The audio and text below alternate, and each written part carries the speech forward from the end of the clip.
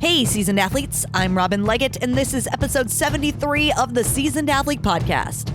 Seasoned Athlete is your home for inspiring stories and motivational advice from competitive athletes representing a wide variety of sports who all share one common bond. They are all over 40 years old. We are here to prove one story at a time that age does not have to prevent you from achieving your bold athletic and fitness goals. If you like what you hear, I would love it if you'd subscribe, share with your friends, and leave a rating and review on Apple Podcasts. And if you really love us, you can support our ability to continue to bring inspirational stories to you by way of either a one-time donation or by becoming a monthly sponsor.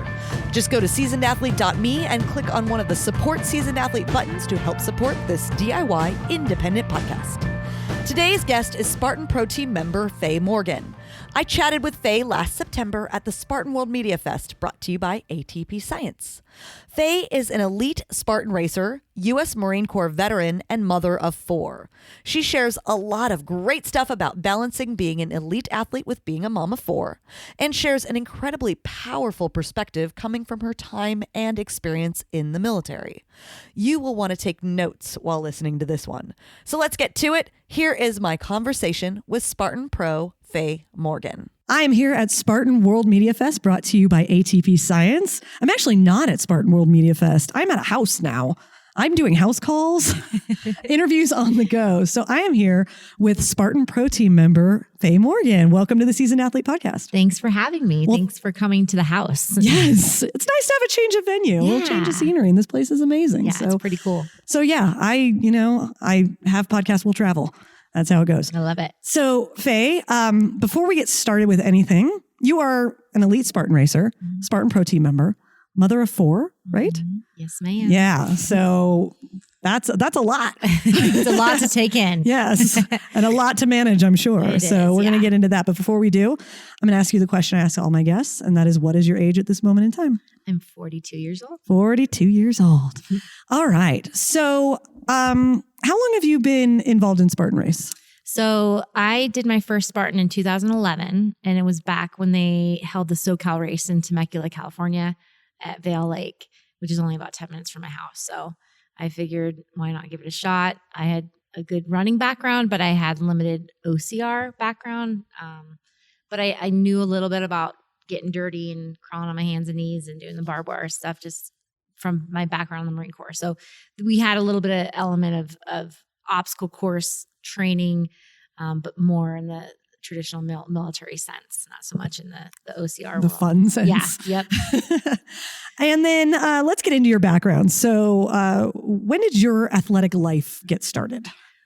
Wow. So I come from a family of 5 girls, and my father was a Seattle firefighter for 30 years and always claimed that he never, he was good with the 5 girls, never wanted a son, but I think deep down, wanted to not turn us into boys, but we definitely weren't the girly types. And we were out in the yard. I remember he would get us to clean up the yard and all the rocks we'd basically have to one by one pick up rocks, put them in a bucket. And instead of just taking that bucket somewhere, we would have to throw each rock one by one again into this lake we lived on. So we'd work on our throwing arm. So just kind of like stuff like that growing up. He always had creative ways to, get us stronger and to teach us how to get dirty. And that's kind of the environment we grew up in. So I had a mom who actually in the 80s raced competitive triathlons and marathons and lots of road racing. So that was just kind of how we grew up, and that was our norm. And it kind of carried over into running in high school, and then running in college, and then running in the Marine Corps, and then to today. So tell me about the Marine Corps and how it shaped you as an athlete and as a person. Yeah. So gosh, the Marines, it really came to me in a sense. I went straight into college after high school. And after my junior year, I had met someone that had gone through the officer program, told me all about it. And I thought, this is kind of right up my alley. Wasn't really sure what I wanted to do after I got my degree, but I knew I wanted to continue to be active, and I knew I had to build my resume. So the Marine Corps gave me both of those things. One, obviously you're getting hands-on leadership experience right away. And 2, you have no choice but to do physical things and try to keep up with the men and women around you. So it was a great first job as it was. And so, I was commissioned after I graduated in 1999 as a second lieutenant. And then I went through officer training in Quantico, Virginia. They sent all the Marine Corps lieutenants through the basic school. And it's basically 6 months of basic training. So you go through that. And that's actually where I was first exposed to like the obstacle course and running and just doing everything. But this time you're in like full boots and utilities. We call them boots and utes, and carrying a weapon and learning all about like what a marksman does and what that Marine rifleman does. And some great leadership lessons out there. So grew from that. And I was stationed in Camp Pendleton, California for 4 years, deployed a few times, and then eventually got out in 2006. And then how did your athletic life continue beyond that? So I actually was fortunate enough to make the Marine Corps marathon team. So most of the branches of the military have like an all Marine sports team. So, Army, Navy, Air Force, you name it, they have like an all Marine basketball team, all Marine volleyball team, and they had running as well. So every year we would go and run the Marine Corps marathon. We would fly over to London and do a London half marathon. We would train for a week in Park City, Utah. And this is all like, serving my country. So it was like a very unique experience where I was wearing the uniform, but felt like I was a professional athlete, so to speak, even though we were far below like a professional athlete's standards. Yeah. But still, it was cool to like run these races and have a singlet that said Marine Corps. Yeah. Just USA. The look and feel of a professional athlete. Yeah. And then, I had such a great experience in the Marine Corps, but there were a lot of difficult times, and I don't want to say I stood out as a female Marine, but we stand out. Yeah. About 1% of the officer corps is made up of females. So you're going to be flagged a little bit. And for me, like I was a good runner and I was strong and I could do pull-ups and do all the strength stuff. So it helped kind of give me a decent name because I was faster than a lot of the men or as fast. And it just helped kind of bring out my confidence in leadership capabilities, just having that base to stand on, that like, hey, I can run as fast as you and I can do 20 pull-ups. So let's kind of, go from there. Yeah. So. Eliminate the separation here. Yeah. And then how did this, so that was 2006? Yeah. So 99 through 06 were my active duty years. Mm-hmm. I deployed, I was in Kuwait right before 2002, pretty much the entire year I was over in Kuwait, and we were kind of standing up and preparing for what happened in 2003, which was Operation Iraqi Freedom and Enduring Freedom. So I went home for a little bit, and then I was deployed to Iraq from like January of 2003 through the summertime. So I was there for about 6 months.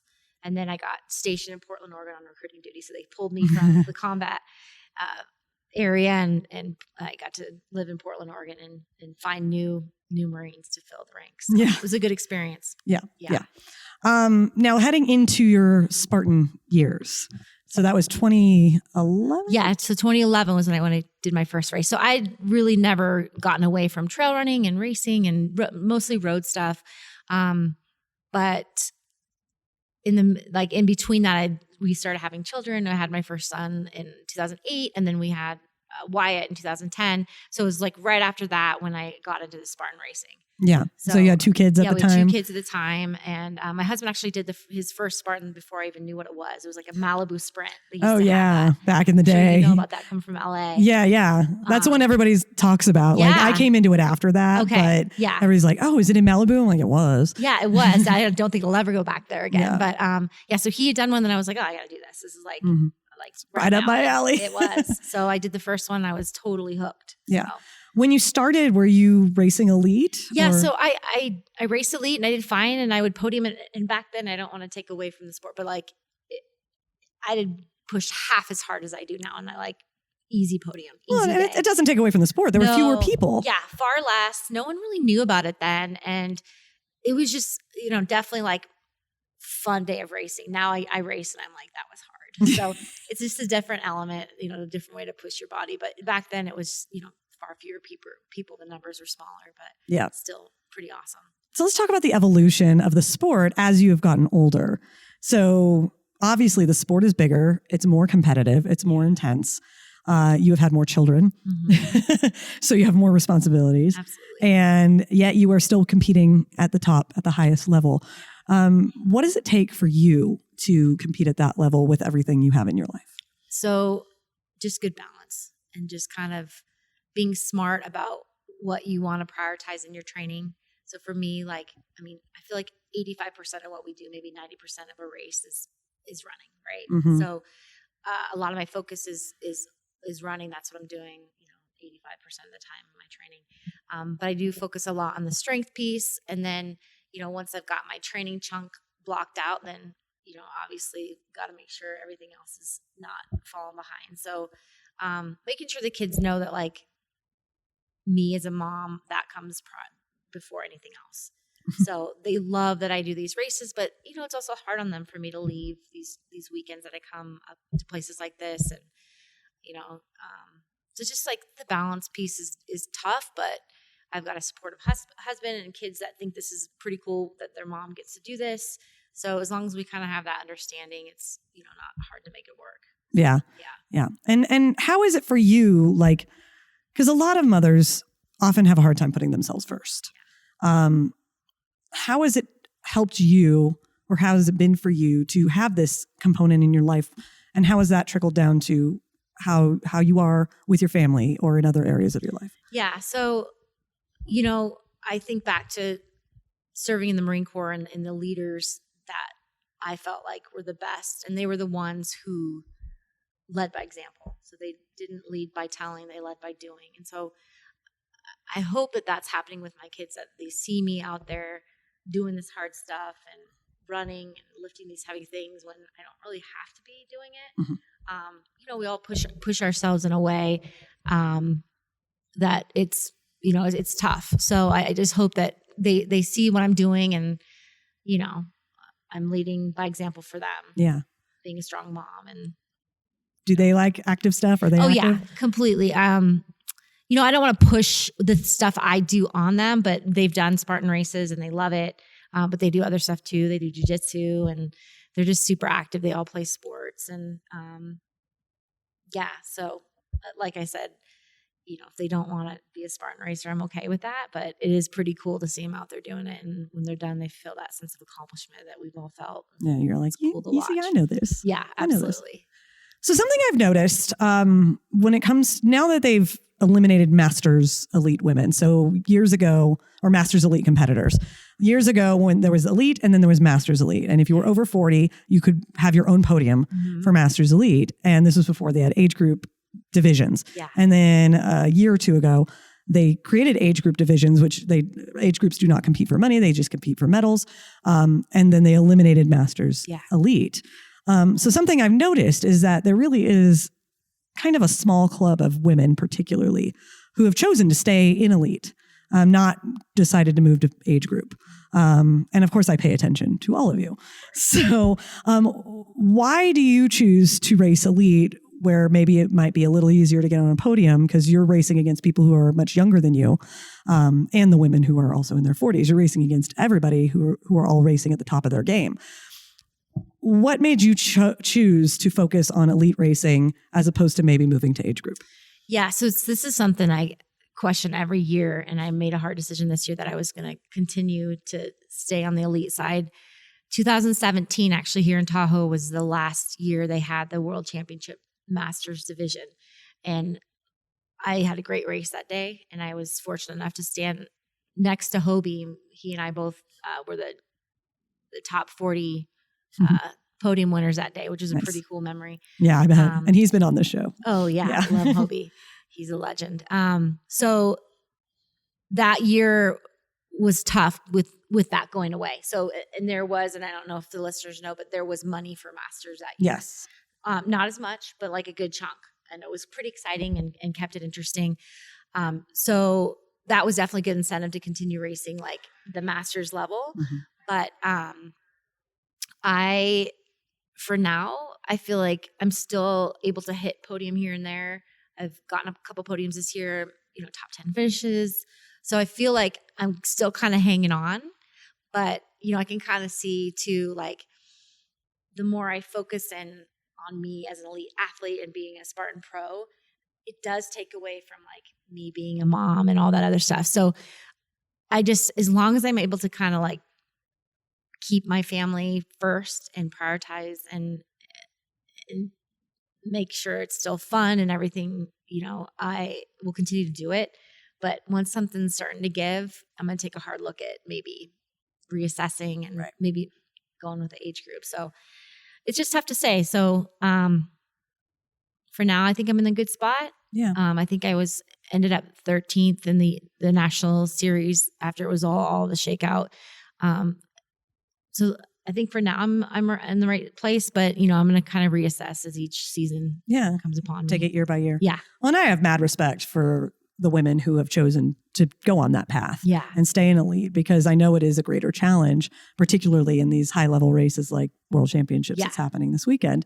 So, but it just shows it's like the motivation to race with and against the best and push yourself at the highest limit that you can, regardless of where you end up. Totally. You know? Yeah. And I think for most people over 40, like you start feeling it more and more, you know, like it's a little bit tougher to wake up after a race day and you got a few more creaks here and there. And, you know, so I'm sure that will eventually keep up. For now, like it's been fine, but as the years pass, I just have to reassess as I go and make that decision. So as an athlete over age 40, what has been key for you to be able to race at your highest level? Yeah. So the biggest piece for me is just recovery. Like, taking time. I mean, usually I would get like a chunk of 90 minutes per day to like knock out my workout. And then when I'm done, like I'm back to mom. Like my kids need me. So I'd always say, oh, I'm going to go foam roll in front of the TV or hang out. Like we never get to it. But now I don't really have a choice. So I just, if I'm going to foam roll, like I'll have my daughter scout with me and we're spending time. So I'm still doing that active recovery, but they're right there with me. So I'm not taking away from everything, but it just has to be priority. Yeah. We have a hot tub at home, so I'll fire that thing up. I'll sit in there while the kids are swimming. Like that's a good tool for me, but just being smart about it. So yeah. And I hear it all the time on the show, like several times today, the interviews I've done today, the importance of recovery. And so many of us, like we just we don't find the time. Yeah. Like we deprioritize it. When you're younger, you definitely deprioritize it. Yeah. And then we don't have that habit ingrained. So it's hard to prioritize that. And it's so important. Totally. Yeah. So to be able to perform at your peak, especially as we get older, it's like you said, you have to find the time and loop that into your whole routine. Yeah. So this actually leads well into this question, and we might have already just answered it, but what do you find are the biggest challenges that you face as an over 40 athlete currently performing at the level that you're at? So yeah, the big piece is just the age. Like in my 20s, like would not need to spend any time on recovery and felt great, felt awesome. Wake up in the morning, everything was, felt amazing. But so there's that piece, just kind of like how your body's reacting to the load you're putting on it and the high volume stuff. Diet's huge, just making sure you're fueling, everything that you're putting out. And that's tough sometimes with a family and making good decisions like nutritionally and all that. Yeah. And I think just the balance. So just, taking a hard look at the week ahead and just making sure that you're hitting all those key workouts, but you're also taking some time to work that recovery. And I've been seeing like a massage therapist that'll hit trigger points every week and doing physical therapy, even if it's not for an injury, but for preventative stuff too. Rehab. So, I mean, it could be like a full-time job going from like appointment to this, to that, to the gym, to, the trails. But for me, like I don't a lot of times have time to make it a full-time job, getting the kids to school and, running them out to sports and you pulled in a lot of directions. And then, oh, by the way, I'm still trying to be a good wife too. And so I'm paying some attention to my husband and just kind of, making it all work. But some days it's prettier than others. But at the end of the day, like the great thing is that I've got 4 kids that, we're teaching them how to be good young adults. And I've got a husband that loves and supports me. And you kind of just make it work. Yeah. I imagine there's a lot of scheduling that happens in your life. Huge amount. A lot of like calendars with color coding and stuff. Yes. That's how I envision it right now. I don't know if I have like an Excel spreadsheet or if I have the template, but we make it happen. We get to where we need to be. And it works. You touched on something that I actually want to dive into a little bit because it's important. I think people listening would be like, I want to know more about this. And that's the nutrition aspect and balancing good nutrition for yourself and the family. So what are some tips you can give for mothers who are trying to eat better, fuel their bodies for competitive events, but have to manage the food needs and maybe the pickiness or whatever that happens with kids? Yeah. I mean, you can like lead a horse to water, that whole saying, but like I'll put, greens in front of my kids all day and they won't touch them. But I mean, if I keep doing it, they finally will give it a shot. So I think for us, it's just like exposing them to the options that are out there instead of just like, all right, let's go chicken fingers and fries again. Like, and if they see that we're trying to make this effort and eat all in a balanced way, eventually it's going to filter down to them. So just exposure is a huge part of it. I used to have a huge issue with trying to even get them to eat veggies and whatnot. So the biggest thing that's helped this year is I'll just do some meal prep ahead of time. So I just put a chop of veggies, put them in a Tupperware thing so they can just grab them. And it's right there and easy. It's already pre-separated. It's like, This is what you get if you want to eat. It is. It's true. So, and just, limiting the other processed options for them. So either not having them in the house or keeping them high up on the shelf or it's just a non-option, but it's tough because the easy thing is just throw a bag of Doritos in their face and move on. Well, no, for a lot of parents, this is the thing that hinders them from eating well because they have to feed their family, so they're going to eat what their family eats. Absolutely. Instead of kind of making it the other way around, where it's like, I want to eat this and I need to eat this. Therefore, we're all going to try this, Yeah. And I'm guessing it takes a lot of attempts sometimes, but you just keep being repetitive about it. Yep. And at some point they're going to, they want to eat. Yeah. If they want to eat food. Don't have any other choice. Yeah, exactly. So we talked about the challenges you face. I always like to ask, kind of go to the other side. And what benefits do you feel you experience as an athlete in your 40s that maybe your younger counterparts are not experiencing? So, gosh, I was thinking about this because I had a post about it a couple weeks ago and was kind of thinking about, well, what drives me and what makes me tick as an athlete and why do I even do this? And I feel like in my 20s, it wasn't so apparent, but having that military background and having served and being surrounded by Marines and those that have been in combat, I was fortunate. I never was injured in war. We saw a few things that weren't comfortable seeing, but for the most part, like I didn't pull a trigger. I didn't get shot, nothing like that. No Humvee I rode in was blown up, but it was around us. And we served with Marines that did happen to, and who didn't come home or came home and can't walk anymore. And they don't get to toe the line and run these races. So I think looking back on my 20s and early 30s, like you see kind of what you went through and those who didn't come out and come home, and that you get to continue to move your body and even get to the start line and get through these races with an able body and with your eyesight and all those things. So, that's like kind of the biggest lesson and takeaway from those years, and something that stays with me. It's like a sense of gratitude. 100%. Yeah. Gratitude of what you get to do. Like this weekend, you get to suffer on this mountain. Yeah, we all get to. Like, how suffering cool together. Is that? Yeah. I don't know. It's kind of a lot to take in when you think of it in that sense. But I don't know. I feel like that's my old lady. Like, we've gone through all this stuff, but we get to be out here doing this. Yeah. So. And for those who don't exercise, I think they have to, or they're reluctant. It's like, you have a body and you get to use it and it can do amazing things. Yeah.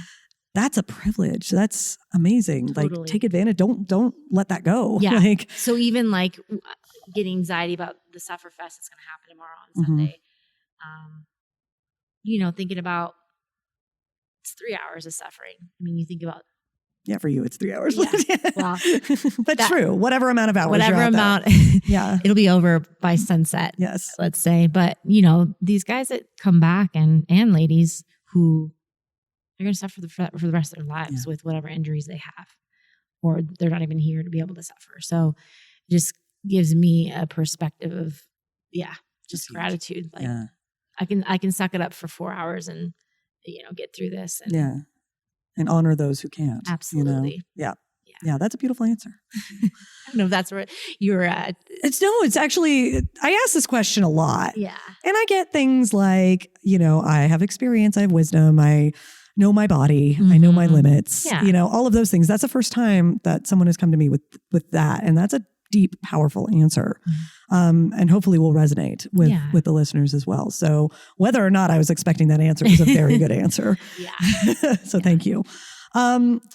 For those who are curious about trying a new sport, whether it's road running, trail running, Spartan, that might be a little bit older, what advice would you have for those people? I would say that, most people that want to try maybe are intimidated, so they don't end up doing it. But I think the biggest or the best way to attack it would be just kind of break it down into smaller pieces. So, those that are brand new to the sport and just think, oh, there's no way I can ever do a Spartan race, just break it down in chunks. So it's kind of what I've come to learn, the term chunking. And it's not something I made up. I think it's actually like from the Navy SEALs, but how they got through Hell Week, so it wasn't like, let's get through this 7 days, because that can be overwhelming. And then that's when a Navy SEAL would ring the bell. But to break it down maybe in chunks of, hey, I'm going to make it to the next meal. I'm going to get through this training evolution. It's going to be a suffer fest, but I just have to get to lunch, and then I get to eat, and then get to, for 10 minutes, just, no one can bother me. And then it's back to the suffer fest. So kind of just breaking it down in those chunks. So just, for an athlete that's wanting to attack like a new sport, just go out for a run, go out for a 2-mile run. Right? That wasn't so bad, right? Okay, so tomorrow I'm going to do the 2-mile run. I'm going to do 20 push-ups after, and then just build from that. So you're not having to attack that beast right away. You're just sort of hitting a little bit of the sprint. Yeah. So makes sense. Yeah. Can you tell me about your worst race, like your worst event? Do you have an answer for that? I had a terrible 2016 Tahoe experience, but that was, I had run the one race in Pala, which was like the new Temecula. It was there for 1 year. So I did that race, and I somehow managed to qualify for the World Championship. I think because it was so late in the season. So they kind of did the trickle down thing. So I got my coin, and I came completely unprepared. I was just pretty much doing only like high intensity CrossFit stuff. Didn't have any volume built up. Was still nursing Logan. And it was just like, it was just a bad scene. So it was, and I just wasn't ready for the elements. And I think it was like 85th. Yeah. But I did it. You did it. I didn't quit. And, I'll never forget that race, but it was like a pretty low point performance-wise for me. What was your biggest takeaway from that? Biggest thing you learned? Well, that my volume needed to substantially increase. So I actually started running a ton. And the next year I got 25th. So that helped. Just that running piece, I think, is kind of everything. This venue is an eye opener. Yeah. That was my first race, was 2016. So that was a big eye opener for me. Yeah. First beast, first. Yeah. This race, you'll leave this race any year and you'll know what you need to do for the next year. Oh, absolutely. Yeah. You have no choice. Yeah. What was your best race? So I think that 2017 was a good one for me. That was the year I won the Masters. And then 25th overall, that was a good one. But I had a great, memorable, fun race, Monterey of 2018. I think because one of my heroes in the sport, Amelia Boone, was racing and she won and I got second. So standing next to her on the podium was like pretty cool for me. Yeah. And I had a bunch of friends run that race, and I ran a perfect race. It just was like everything kind of came together, and that felt pretty dang good. And it was like kind of cool. 2 months later, she was on the cover of Runner's World, and my kids were like, "Mom, you were on the podium with her." And like I'm not on her level, but like it was just cool to kind of be, any sort of comparison, right? Yeah. So that was pretty cool. I have a bunch of like memorable races from when I ran in the Marines. I think that was something special. I'll never forget just wearing the uniform and representing. It just felt like you were representing your country and kind of a cool time. So yeah, I think those those two were like the biggest memories for me. Very cool. So before we wrap up, first of all, if people want to follow you, you do some great posts on Instagram, by the way. I was showing off the handstand post at the gym. I was showing that to the people in my gym. I'm like, look at the people in the background of this post. That was pretty funny. Yeah. So you did a post where you were at like a basic box gym. Well, right? like an EOS Fitness, which is like your LA Fitness. Yeah. And so, you know, people aren't used to seeing weird stuff. You were doing parallel handstands. Yeah. While people were on the elliptical behind you. Yeah. There was really no other place to do it. But I've been there though. I've been to LA Fitness tying ropes onto the pull-up bar to do rope pull-ups. And I know that feeling of being the weirdo in the box gym. Yep. But you got to do what you got to do. Yeah. You know, I've been the one carrying a giant dumbbell on the treadmill. And, you know, so I know, like, I get that. Yep. I'm not at your level. I'm not at the parallel handstand level, but just watching the treadmill moms. Yeah. The treadmill moms. And I try to keep it fun. And I was a gymnast from age 5. So I have an unfair jumping off point. Sure. So handstands are kind makes of me feel in better. my bag. I know. Sometimes I feel a little bit guilty about walking around on my hands, but I've been doing it since I was young. And it's such a great workout for us to tax that upper body system and then try to go right back into like pull-ups and rig work. So for me, it's been really good training. Even though I get the weird looks at the gym, I'm kind of okay with it. You just gotta come to terms with it if that's where you're working out. So the whole point of that is that your Instagram is very entertaining and informative. Thank you. How can people follow you? So I'm on Instagram on FayMoCR. So it's FAYEMOCR. And I kind of, I'm not the best at keeping up on like maybe once a week I'll post and kind of do fun stories. And I just try to keep it like organic and just kind of tells a story in my life and what I'm doing. And yeah. So if people enjoy the story and want to know more, they can follow you there. Absolutely. Before we go, I'm going to ask you to give one parting piece of wisdom to our listeners. Do you have one parting piece of wisdom that you want to impart upon the seasoned athlete listeners today? I think I'm just going to have to go back to, that mantra when things get hard in a race or even just in your everyday, just tell yourself, hey, I get to do this. You get to be here. You get to walk. You get to breathe. You get to wake up every morning. And most of us with an able body. And so that's what I say to myself when things get hard, that, hey, I get to do this. Yeah. So. That's awesome. Thank you so much. You're welcome. Thank you, Faye, for having me. Thank you for being on the Seasoned Athlete. And I'm so excited to see how you do this weekend. Have a great race despite the elements. Right. Despite everything, we're all in this together and you get to do this. So have a blast out there. And thank you so much for being on the Seasoned Athlete. Thanks, Robin. All right, Seasoned Athletes, here are my top 3 takeaways from Faye Morgan. Number 1, one of the biggest challenges for moms is finding the time or making the time to train. As a mother of 4, Faye knows this all too well. She has found that balance, prioritizing, and involving her kids whenever she can helps. For example, recovery is a huge priority for Faye, so she tries to involve her kids in her active recovery time whenever possible. Make time for your training priorities and involve your family if you can. Number 2, Faye looks to the leaders from her time in the military as an example for how she leads her family. As she said, the leaders she learned from led by doing rather than saying. So she shows her kids the benefits of living a healthy and active lifestyle by showing them the benefits that come with the hard work she puts in. By doing so, she has inspired her kids to pursue active activities that spark their interests. And number 3, perspective is a huge thing when it comes to the concept of pain and suffering in our own lives. During her time in the military, she met people whose lives were forever altered and changed by their experience. And some of them didn't even come home at all. It serves as a constant reminder that the opportunity to put ourselves through challenging things and suffer as a choice is a gift. And as such, we should always look at it with a sense of gratitude. We get to move our bodies. We get to hit the start line and see what we can do. Whatever suffering we experience in our workouts or in our races, that's short compared to what many veterans go through for the rest of their lives. That perspective shift, that really stuck with me since our conversation, and it's an important reminder for all of us. Thanks again to Faye Morgan. Follow her racing adventures and get even more inspiration from her at FayMoCR on Instagram. Thank you for listening to the Seasoned Athlete Podcast. The music you heard in this episode is from a musician who may have endured some suffering for his art over the years, but is still thrilled that he gets to do this, Jason Achilles. Learn more about him at jasonachilles.com. I just want to wrap up with a special invitation for the seasoned athlete women listening today.